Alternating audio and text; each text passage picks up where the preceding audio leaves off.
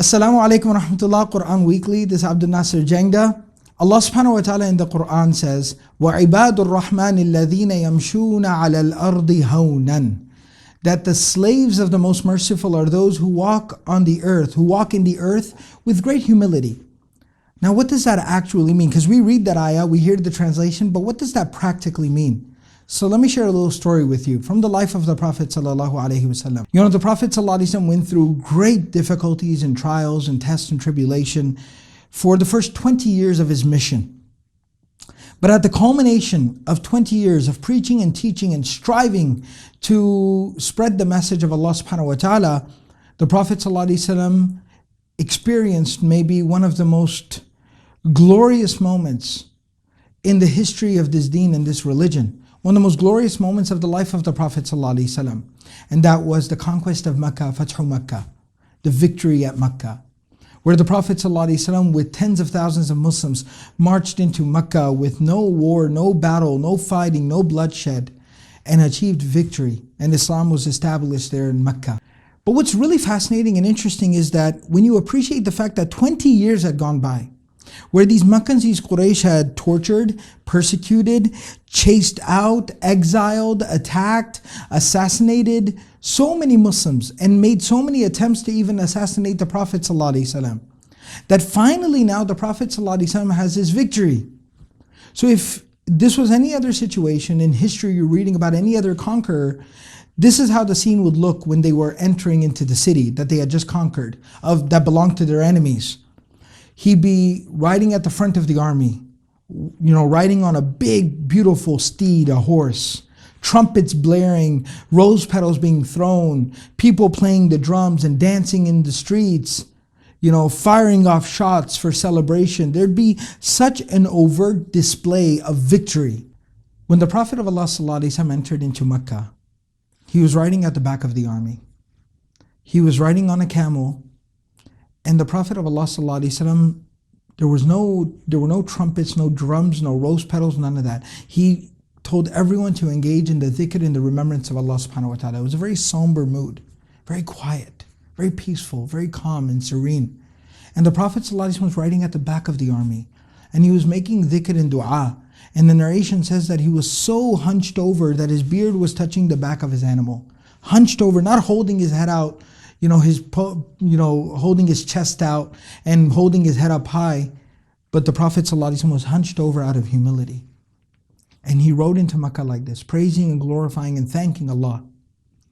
When the Prophet of Allah ﷺ finally stood in front of all the people of Makkah, and again, what would a conqueror do to an enemy that had the upper hand for 20 years and now he has the upper hand? What would he do? How mercilessly would he torture them and slay them, massacre them?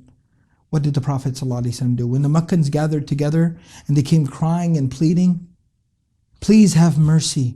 You are an honorable man. Don't do to us what we did with you. Please have mercy on us.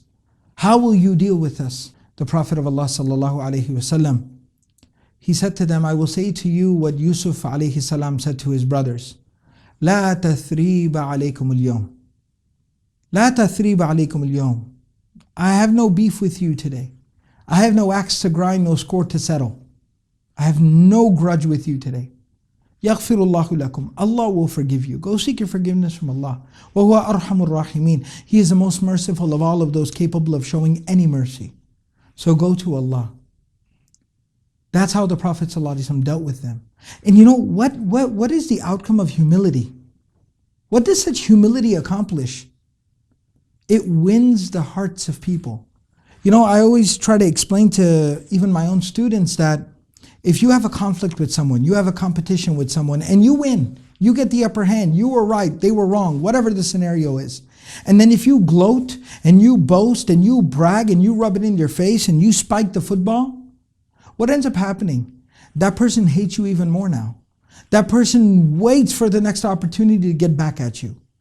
You don't do anybody any good in that situation. You create an even worse enemy out of competition. He maybe before that person was your competition, now that person is your enemy.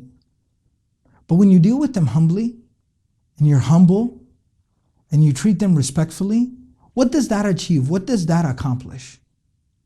you win the heart of that person. You win the respect and the admiration of that person. When the Prophet ﷺ conducted himself with such humility on the day of the conquest of Makkah, what happened? Hind, the wife of Abu Sufyan, Hind bint Utbah, the daughter of Utbah, the wife of Abu Sufyan, who had hired an assassin to kill the uncle of the Prophet ﷺ. She herself mutilated the body of the uncle of the Prophet ﷺ, Hamza radiallahu ta'ala anhu. Such a fierce enemy. She comes to the Prophet ﷺ and she says, I swear to God, there was nobody that I hated more than you yesterday, and there's nobody that I respect more than you today.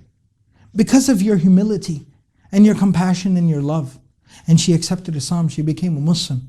The son of Abu Jahl, Ikrimah, accepts Islam, becomes a Muslim, who had fought against the Muslims numerous times in the battlefield, had raised the sword against the Prophet ﷺ.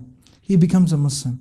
The Prophet ﷺ, through his humility, he won the hearts of people. He won people over. That's what we aim to achieve. That's what we aim to accomplish. That was the humility of the Prophet ﷺ. You know, a lot of times arrogance is nothing more than our own insecurities. We're masking our own insecurities. And that's not a solution to anything. But being humble remedies the problem, makes a person secure in who they are, gives them confidence, endears them to people, allows them to learn from other people. So embrace humility. وَعِبَادُ الرَّحْمَنِ الَّذِينَ يَمْشُونَ عَلَى الْأَرْضِ هَوْنًا. The slaves of the most merciful. Why didn't he say وَعِبَادُ اللَّهِ? Why did he say Ibadur Rahman? Because these are those slaves of Allah who deserve and receive the mercy of Allah, who will be blessed by Allah, who will Allah subhanahu wa ta'ala's mercy shower upon abundantly. الَّذِينَ يَمْشُونَ عَلَى الْأَرْضِ هَوْنًا.